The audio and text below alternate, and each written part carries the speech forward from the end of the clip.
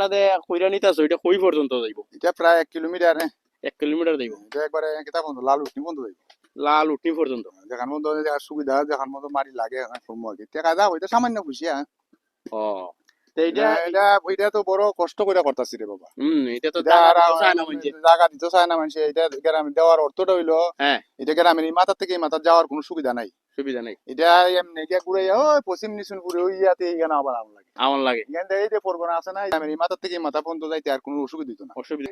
সামান্য বরাদ্দ আমি চিন্তা করলাম যে এটা এই রাস্তাটা করে লাইলে মানুষের একটা সুবিধা হইব ওখানে এটা বা লাইট গাড়ি গুড়ি লইয়া সব যাইতে আর সব যাইতে পারবো মানে গ্রামের এই মাথার থেকে মাথা মাথা। থেকে মাথা যেতে পারবো কোনো সমস্যা হইতো তো না এটা কি কোন সময় পাহা বা ইট চলি এটা এটা আমি হইবার কোনো?